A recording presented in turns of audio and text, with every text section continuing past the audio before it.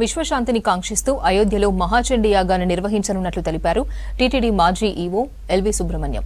యాగానికి సంబంధించిన పోస్టర్ను విడుదల చేశారు. రామజన్మభూమి ట్రస్ట్, కంచి కామాక్షి పీఠం, చిన్మయ్ సేవా ట్రస్టుల సంయుక్త ఆధ్వర్యంలో 57 రోజుల పాటు యాగాన్ని నిర్వహిస్తున్నామన్నారు. 900 మంది వేద పండితులతో చేయబోయే యాగం నవంబర్ 2 నుంచి డిసెంబర్ 28 వరకు ఈ కార్యక్రమాలు కొనసాగుతాయన్నారు. ప్రతిరోజు 10,000 మంది భక్తులకు అన్నదాన కార్యక్రమం ఉంటుందని తెలిపారు సుబ్రహ్మణ్యం. నిత్యం 14 హోమాలు జరుగుతాయన్నారు. ప్రత్యేకంగా జరిగే యాగాల్లో పాల్గొనాలనుకున్న వాళ్లు పేర్లు నమోదు చేసుకోవాలని సూచించారు.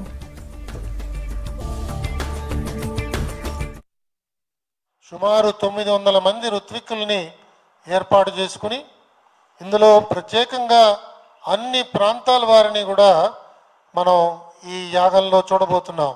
ఉత్తర భారతమే కాకుండా దక్షిణ భారతం అంటే తెలుగు రాష్ట్రాలే కాకుండా ద్రావిడ భాషలు వాడే రాష్ట్రాలన్నిటి నుంచి కూడా మనకి వేద పండితులు, ఋత్వికులు ఈ యాగంలో పాల్గొంటారు.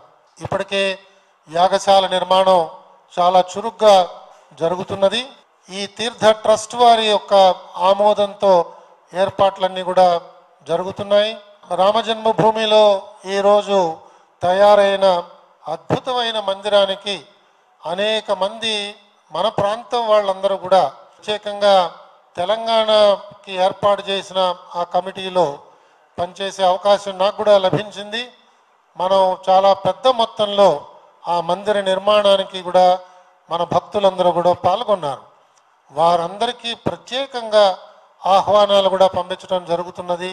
సంతానలేమి ఉన్న దంపతులు, ఈ మధ్యనే వివాహమైన దంపతులు తప్పకుండా ఈ పుత్రకామేష్టి యాగంలో పాల్గొని వారందరూ కూడా పూజలు చేయొచ్చు. ఇలాంటి విశేషణాలు అనేకం ఈ కార్యక్రమంలో ఇమిడి ఉన్నాయి.